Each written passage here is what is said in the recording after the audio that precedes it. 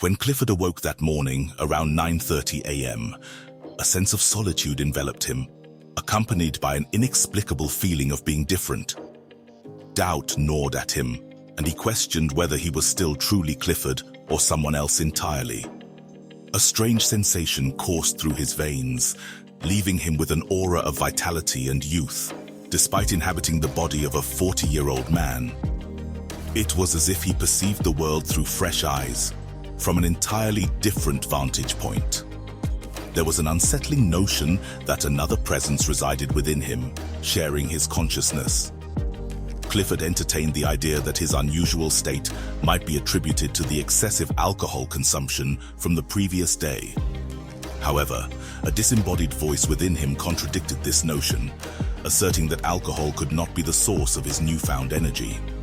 Startled, Clifford scanned the room around him, realizing he was alone. The voice he had heard originated from within him, prompting him to question whether he had spoken aloud or merely imagined it. Reclining on the bed, he pondered the mysterious smoke he had encountered. It had enveloped his eyes and vanished, leaving him with an inexplicable sense of wonder.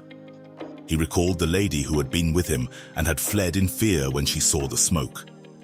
Curiously, Clifford had denied its existence, affirming to her that no such dark smoke filled the air. He couldn't understand why he had denied something he had clearly experienced. Despite the confusion, he found himself oddly content with this newfound strength and vigor. Filled with anticipation, he rose from the bed and left the room, eagerly anticipating the retrieval of his golden medallion. As he walked, a peculiar lightness surrounded his steps, making him feel almost weightless. Yet, hunger pangs pulled his attention back to reality. To his bewilderment, he discovered his pockets empty, unable to recall what had become of his money from the previous day. Nevertheless, his hunger demanded attention, propelling him to search for a restaurant. Observing the people around him, Clifford couldn't shake the feeling that he was somehow superior to them, as if he were a lord amidst lost children. Soon, Clifford stumbled upon a restaurant, which appeared clean and inviting. He entered and casually occupied an empty table.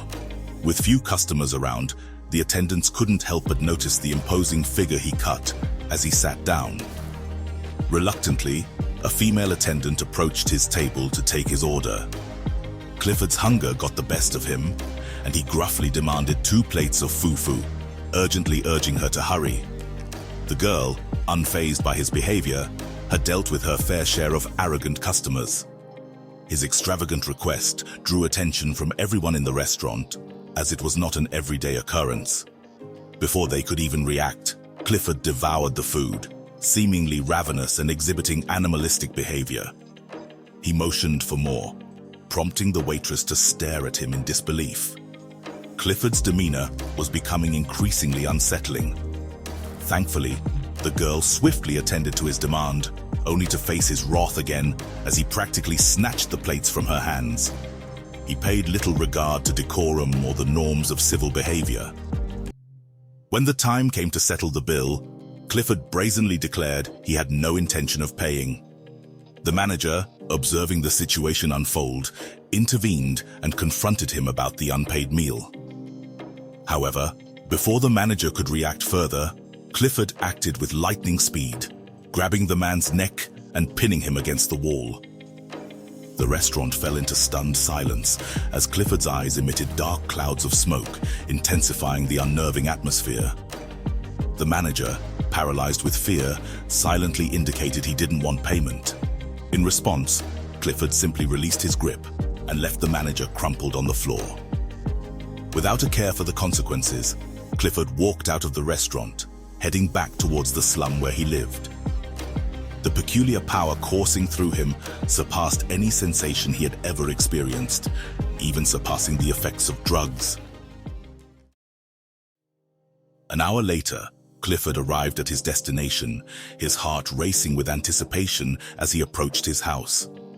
The allure of the medallion was irresistible, as though his life depended on possessing it. However, he noticed something unsettling. His neighbors stared at him with aversion and fear. Growing more observant, Clifford spotted police officers stationed around his apartment, a puzzling sight that left him bewildered. Determined to find answers, he approached the cops, only to be met with the shocking accusation of murdering his wife and abusing his daughter. Confused and desperate to know the whereabouts of his daughter Angela and the medallion, Clifford was struck by an agonizing scream in his head. The intensity of it seemed overwhelming. Reacting impulsively, he rushed into the building, pushing aside the startled cops. In a frenzy, he tore apart the back of the television, hoping to find the coveted medallion, but it was nowhere to be seen. Overwhelmed with emotions, he emitted an eerie scream and turned to face the four cops with their guns pointed at him.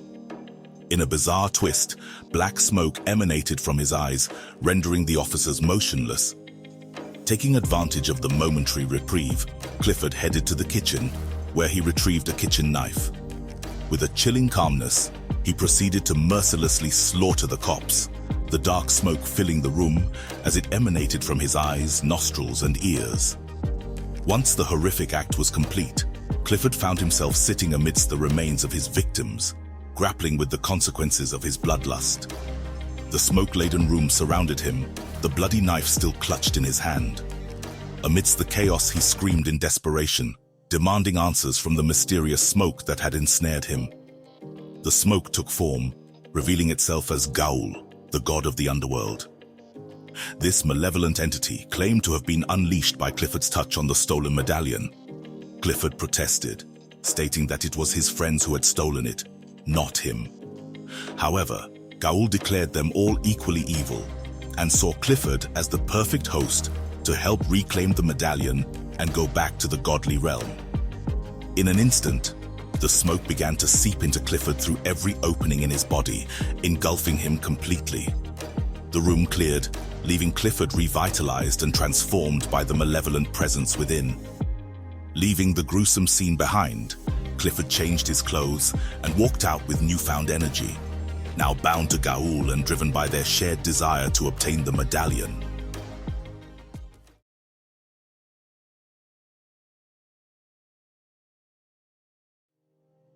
Inspector Lucky dialed Sandra's number one last time, moments before Officer Audu parked their police vehicle in front of Club 1. It was midday, and the bar was relatively empty with only a few patrons present. Frustrated by Sandra's unreachable number, Lucky pocketed his phone and stepped out of the vehicle, speculating that she might be tied up in a meeting. As they entered the bar, Lucky couldn't shake off his confusion over Rotami's cryptic information. He knew his journalist friend had an active imagination, but had never considered him superstitious or detached from reality. Rotami was a sensible person, and Lucky sometimes wished he could employ his logical mind in police work. Sharing the details of their conversation with Audu, the junior officer made two suggestions. Follow Rotami's lead, since they had nothing to lose, and uncover the identity of the mysterious online writer. Together, they questioned the bartender, seeking information about the man who had been at the bar with a call girl the previous day. Surprisingly, the bartender acknowledged the encounter and confirmed that the man left with a woman named Lucy. Astounded by the revelation, Lucky and Audu realized their speculations were accurate. Lucy was the call girl, but her whereabouts remained unknown. The bartender offered the hotel name where Lucy typically stayed, Dreams Hotel. They left for the hotel, almost certain they will be confronted by Clifford's dead body when they get there. Heading to the hotel's reception, Lucky straightforwardly expressed their desire to speak with Lucy. The receptionists hesitated, revealing that Lucy had raised a false alarm about seeing something strange in her room the previous night. She had not returned, and they were unable to reach her.